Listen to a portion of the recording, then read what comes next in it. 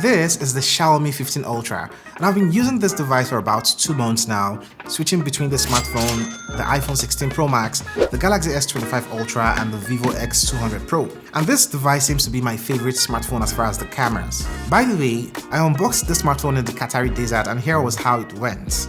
So I'm out here in the Qatari desert trying to unbox the Xiaomi 15 Ultra.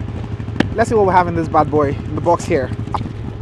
We have a TPU case in here, the leaflet or the user guide for this device. If you get this charger, which is a 90-watt charger within the box, you also have a USB Type-C to Type-A connector. And now let me unbox or unwrap the device itself. And this is a Xiaomi 15 Ultra in its glory, all its beauty. Wow. Okay, let me unpeel this. This is sweet actually. And I'm going to say this straight. If there's one smartphone that's come closest to replacing the Vivo X200 for me as the camera smartphone in my pocket, then it's definitely going to be this device right here. But don't get carried away just yet. Let's take it from the top. We'll touch on everything there is to know about this smartphone. And so without taking much of your time, yo guys, let's get started. First up, let's talk about the design. The Xiaomi 15 Ultra is a chunky boy, like it's thick and it's heavy, and also this camera bump, you're not missing it. And here's the thing, it looks premium. This black variant I've been using has this subtle matte finish at the back with something that looks like sparkles on this back, and that gives it an understated stealth look. And it actually hides the smudges very well. By the way, this design feels like a camera that actually happens to make calls and not the other way around. We've got an aluminum frame, IP68 water resistant, and an eco-friendly leather back for some variants, and this device is surprisingly grippy. With this massive quad camera setup, it actually does wobble as much as you'd expect or think when it's lying on flat surface or a table. But I also do like the fact that this camera is actually centered from the top. So as far as design, I can work with this device, and I actually do like this one. Now let's talk about the display. Sheesh. This is 6.73-inch LTPO AMOLED display with up to 3200 peak brightness. This thing gets really bright, like really usable under direct sunlight.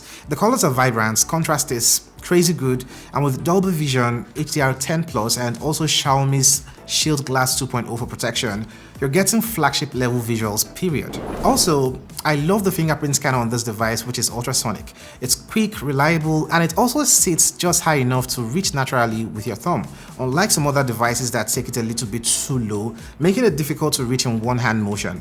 A small detail, but a huge usability win for me. Again, I don't see any reason to hate on this display, it's a win. Now this smartphone runs on the Snapdragon 8 Elite chipset. Relatively new, right? This is paired with up to 16GB of RAM and also the UFS 4.1 storage. That combo is just ridiculous. Apps launch instantly, gaming is smooth on this device, video editing on the go is actually doable with this smartphone, but yes, it does hit up if you're pushing these cameras hard enough for extended periods, as I've come to notice. The Android skin on top of this one is HyperOS 2, based on Android 15. It's fluid, but it still comes with its typical Xiaomi quirks. Notifications act a little bit weird, no third-party launcher support with gestures, all that stuff from Xiaomi. Although it's better than MIUI used to be, but it's still got a lot of baggage. If you're using, say, a Samsung or a Pixel device, this might annoy you a bit, but if you're coming from an older Xiaomi device, this will feel like a big upgrade. Now here's something interesting.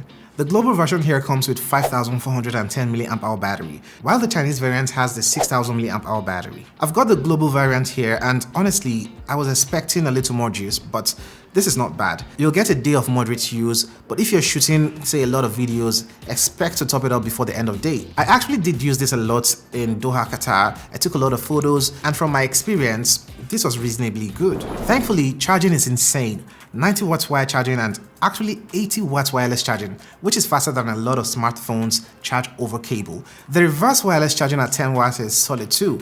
This smartphone is all about top-tier specs, and charging tech doesn't disappoint here. Now let's talk about the almighty cameras, right? This is where the Xiaomi 15 Ultra makes a mark. This smartphone's camera system is wild. You're getting a 1-inch type 50-megapixel main sensor, a 3x 50-megapixel floating telephoto lens, a 200-megapixel periscope at 4.3x, and a 50-megapixel ultra-wide. And all of them, and I mean all of them, are usable, clean, and sharp. Portraits on this smartphone give you honestly DSLR vibes. The compression from 3x and 4.3x lenses actually make a huge difference. Background blur looks natural, cutouts are clean, and the Leica processing just adds this punchy, contrasty look to the photos, and that makes them pop without looking overdone. Now here's something I would love to mention. As much as I love what Xiaomi has done with these cameras here, I personally still find myself preferring the Vivo X100 Pro's camera. There's this baked-in filter from the China ROM you get with the photos on this device, and that gives images a moodier, more cinematic tone right out of the camera. It's subtle, but it's there. That said, Xiaomi often captures more detail, especially in complex textures or dynamic range. If you're someone who likes editing your photos, then you can definitely recreate the Vivo look in post, and even more accurately thanks to the data you're getting from the Xiaomi's large sensor and also the log shooting capabilities from this device. And then there's video.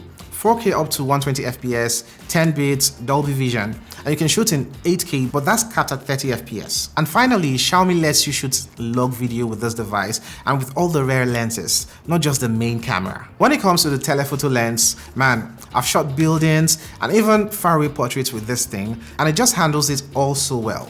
Even at near 1000mm digital, it's usable for Instagram shots, and that's wild. Again, at those zoomed in shots, I compared this device with the S25 Ultra and the Vivo X200 Pro.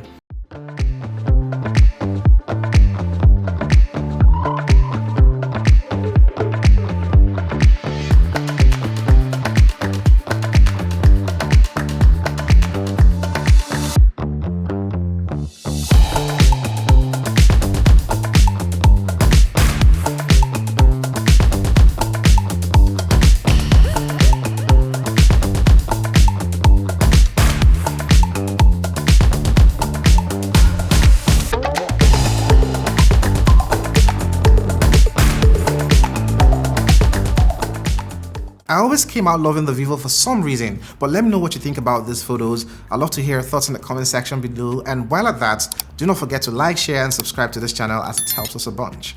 Thank you. So what's my verdict? The Xiaomi 15 Ultra is a smartphone made for people who care more about photography and video first. It's got the performance, it's got this good display, it also charges faster than you'd finish your lunch, but this smartphone is heavy, the software still needs polish, and the battery life could have been better, especially since the China model proves a bigger cell can fit in this device. Still, if you're someone who creates content, values camera versatility, and wants a smartphone that genuinely feels different from the usual Samsung and Apple playbook, this might just be the most fun smartphone you've used in years with a Snapdragon 8 Elite chipset, and that's if that really matters to you. The Vivo has this MediaTek Dimensity chipset, which some people do not really like. I'm not one of them, by the way, but the Xiaomi is solid. Anyways, if you want to see a comparison video with the Vivo, the Samsung, or even the iPhone 16 Pro Max, let me know your thoughts in the comment section below, and also check out my day in the life with this smartphone in Doha, Qatar here. Catch you in that video. Koidati.